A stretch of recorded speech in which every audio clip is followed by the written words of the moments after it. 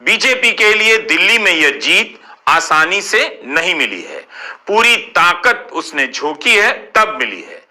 वाह वाह वाह वाह, क्या बात है। पत्रकार हैं ये, एक तरफ की बात बताएंगे, दूसरी तरफ की नहीं बताएंगे। ये अपने हिसाब से पत्रकारिता करते हैं। यानी बीजेपी को दिल्ली जीतने के लिए सब कुछ करना पड़ा, और आम आदमी पार्टी बच्चों वाले वो कंचे खेल रहे थे, गिल्ली डंडे खेल रहे थे। वो चुनाव जीतना नहीं चाहते थे, उन्होंने कुछ नहीं किया है। अरे दिल्ली में जो जीत हुई है, कोई 1 रन से जीते या 1000 रन से जीते, जीत तो आखिर जीत होती है। जहां तक सवाल है बीजेपी को एड़ी चोटी एक लगाने की, तो इसमें क्या बुराई है भैया। अब कोई पार्टी अगर अपने आप को ही सर्वोसर्वा मानता हो, चाहे आम आदमी पार्टी हो या और देश की और पार्टियां हो, वो उसी परिवार के 1-2 लोग उस पार्टी के सब कुछ हैं। लेकिन बीजेपी में वैसा नहीं है। बीजेपी में चाहे प्रधानमंत्री हो या फिर एक साधारण कार्यकर्ता हो, किसी को भी कहीं से उठाकर मुख्यमंत्री बना दिया जाता है, किसी को भी कहीं से उठाकर प्रधानमंत्री बना दिया जाता है। तो इसमें क्या गलत क्या है। अगर कोई संगठन में है और वो अपने संगठन के लिए काम करता है, मजबूती से मेहनत करता है, तो इसमें क्या बुराई है। आम आदमी पार्टी हो या कांग्रेस हो, मेहनत सबने की, लेकिन जिसने सबसे ज्यादा मेहनत की, जनता के नब्ज को टटोला, उसकी जीत हुई। और जीत तो आखिर जीत होती है। बाकी आगे बहुत कुछ है, इसको देखिए। मैं नरेंद्र मोदी जी को कहना चाहता हूं, मोदी जी इस जन्म में तो आप हमको नहीं हरा सकते दिल्ली के अंदर आम आदमी पार्टी को। आपको दूसरा जन्म लेना पड़ेगा, इस जन्म में तो नहीं हरा सकते आप आम आदमी पार्टी को। अरविंद केजरीवाल का ये दांव पे लगा था। और अरविंद केजरीवाल एक ऐसे नेता हैं जो अपने बच्चों की कसम खा लेते हैं, कुछ भी बोल देंगे ये, लेकिन इनको कोई फर्क नहीं पड़ता है। लेकिन इसका मतलब ये नहीं कि इनको फर्क नहीं पड़ता है तो दिल्ली के जनता को भी फर्क नहीं पड़ता है। दिल्ली के जनता ने स्पष्ट मैसेज दे दिया कि जिस मकसद से आप दिल्ली में आए थे, अगर उस मकसद को आप पूरा करते और उस पर कायम रहते तो बात कुछ और थी। लेकिन अब बीजेपी के लिए भी ये राह आसान नहीं है। क्यों मुश्किल है, पीएम मोदी को सुनिए। मैं जानता हूं यह काम कठिन है, मैं ये भी जानता हूं ये काम बहुत लंबे समय का है। गंगा जी का देखिए, राजीव गांधी के जमाने से वो काम चल रहा है। समय कितना ही क्यों न जाए, शक्ति कितनी ही क्यों न लगे, लेकिन अगर संकल्प मजबूत है तो यमुना जी के आशीर्वाद रहने वाले हैं। और अरविंद केजरीवाल के सामने भी बड़ी मुश्किल है। अरविंद केजरीवाल को अब अपने जीते हुए विधायकों को एक साथ जोड़कर रखना भी बहुत मुश्किल है, क्योंकि उन्हीं के पार्टी के जो अभी भी पार्टी में है, निकाली नहीं गई है, स्वाति मालीवाल क्या कह रही है, उनको भी सुन लीजिए। और अहंकार किसी का भी बहुत दिन तक नहीं चलता, ये चकनाचूर होता ही है। जब रावण का घमंड भी चूर चूर हो गया तो अरविंद केजरीवाल तो क्या है। तो सच्चाई तो यही है कि जिस तरीके का घमंड और अहंकार इन्होंने दिखाया, जैसे इनकी कथनी और करनी में फर्क आता रहा, और इन्हें तो यहां तक लगा कि एक मेंबर ऑफ पार्लियामेंट महिला को अपने ही घर में बुरी तरीके से पिटवा देंगे, लात और घूसों से पिटवाएंगे, फिकवा देंगे, उसके बाद उसका चरित्र हरण करेंगे। और अब दिल्ली हारने के बाद अरविंद केजरीवाल में क्या बदलाव आया है, उनके विचार, उनका हाव भाव, वो अकड़, उसमें क्या बदलाव आया है, ये भी देख लीजिए आप। पूरी विनम्रता के साथ स्वीकार करते हैं जनता का निर्णय सर माथे पर। मैं भारतीय जनता पार्टी को इस जीत के लिए बहुत बहुत बधाई देता हूं, और मैं उम्मीद करता हूं कि जिस उम्मीद के साथ और जिस आशा के साथ लोगों ने उनको बहुमत दिया है, वो उन सभी उम्मीदों और आशाओं पे पूरा उतरेंगे। हमने पिछले 10 साल में जनता ने जो मौका दिया हमें, उन 10 सालों में हमने बहुत सारे काम किए। शिक्षा के क्षेत्र में, स्वास्थ्य के क्षेत्र में, पानी के क्षेत्र में, बिजली के क्षेत्र में और भी अलग अलग तरीके से लोगों को राहत।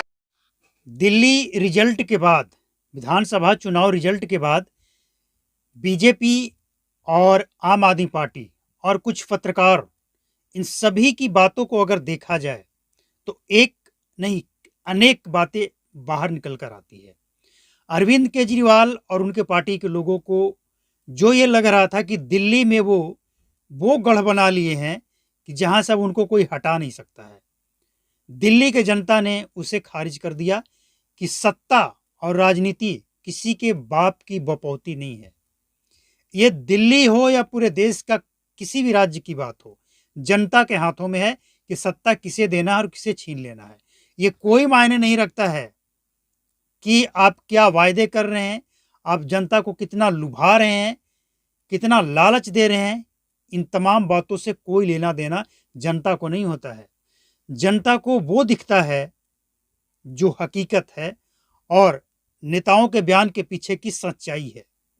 आप कहेंगे कि हम आम आदमी हैं और शीश महल बनाएंगे, आप तरह तरह की वादे करेंगे और पूरा करने से पूरा आपसे होगा नहीं, और जब समय निकल जाएगा तो कहें कि हमने पूरा नहीं किया, आगे और समय दे दीजिए। तो दिल्ली हो या पूरा देश का कोई भी राज्य हो, जनता सब देखती है, समझती है। और यही तो लोकतंत्र की खूबसूरती है। हारना और जीतना अपनी जगह पे है। किसी के हारने और जीतने से उसका राजनीति समाप्त हो जाता है, ऐसा नहीं है। ऐसा नहीं कि केजरीवाल की सरकार दिल्ली में नहीं बनेगी, आम आदमी पार्टी समाप्त हो गई, अरविंद केजरीवाल का सब कुछ समाप्त हो गया। नहीं, बीजेपी को भी 22 नहीं 27 सालों पे दिल्ली की सत्ता मिली है। 27 वर्षों का लंबा इंतजार कोई छोटा इंतजार नहीं होता है। तो सत्ता मिली, दिल्ली के जनता ने ही सत्ता दिला दिया। तो वैसे ही जब बीजेपी अच्छा नहीं करेगी तो वापस केजरीवाल भी आ सकते हैं, कांग्रेस भी आ सकती है, कोई भी। ये लोकतंत्र है। और एक बात और, दिल्ली के चुनाव से एक बात और स्पष्ट हो गया कि जनता को अब हल्के में मत लीजिए। जनता क्या चाहती है, ये तो शुक्र है कि कम से कम ईवीएम पे ढिकरा नहीं फोड़े। जनता का मूड क्या है, इसको समझना जरूरी है। देखिए, बीजेपी की जीत हुई, इसके पीछे की सच्चाई है कि बीजेपी ने दिल्ली के जनता के मूड को समझा, उसके ऊपर काम किया। और काम करने के साथ साथ एक बात और आप यकीन करिए, यकीन करना पड़ेगा, क्योंकि किसी भी राज्य में जब चुनाव होता है, जैसे दिल्ली में चुनाव चल रहा है, तो दिल्ली में चुनाव चल रहा है तो दिल्ली में जो पार्टियां लड़ रही है चुनाव, जैसे 3 मुख्य पार्टियां थी, कांग्रेस, आम आदमी पार्टी और बीजेपी एनडीए समर्थक। तो तीनों के जो समर्थक हैं पूरे देश में, उन सब ने, साधु संतों ने, सब ने दुआ की अपने अपने समर्थक पार्टियों के लिए। और बीजेपी के समर्थकों ने भी की, बीजेपी के लिए साधु संतों ने की कि जिस तरह से आप देश में कर रहे हैं दिल्ली में भी करें, दिल्ली में भी बीजेपी की सरकार बननी चाहिए वगैरह वगैरह। लोगों ने दुआएं की, उसका भी असर होता है। बीजेपी को भी इस बात को समझना चाहिए कि कुछ लोग आपको प्रत्यक्ष रूप से जिताने में लगे थे और कुछ लोग अप्रत्यक्ष रूप से आपको जिताने में लगे थे। वो दुआएं भी काम आती है। अब आरएसएस, विश्व हिंदू परिषद और जो संगठनें हैं जिसका विचारधारा बीजेपी से मिलता है या फिर बीजेपी का विचारधारा उन सब से मिलता है, उन सभी ने मिलकर दिल्ली में बीजेपी के लिए अंदर अंदर, किसी को पता भी नहीं है, अंदर से वो काम करते रहे। आरएसएस की अगर बात करें तो कई महीना पहले से आरएसएस लगभग 60,000 बैठकें की है दिल्ली के अंदर, छोटी बड़ी बैठकें। और सभी कार्यकर्ताओं ने, आरएसएस के कार्यकर्ताओं ने वहाँ के लोकल जनता से बात की कि आपको एक बार मोदी की सरकार देखनी चाहिए, मौका देना चाहिए। आपने कांग्रेस को देखा, आम आदमी पार्टी को देखा, दिल्ली की हालत को देखा, अब एक बार मौका देने में क्या दिक्कत है। तो ये सारी तंत्र जब काम करता है तब जाकर जीत होती है। तो इसका मतलब ये नहीं है कि जीतने के लिए आम आदमी पार्टी ने, कांग्रेस ने कुछ नहीं किया।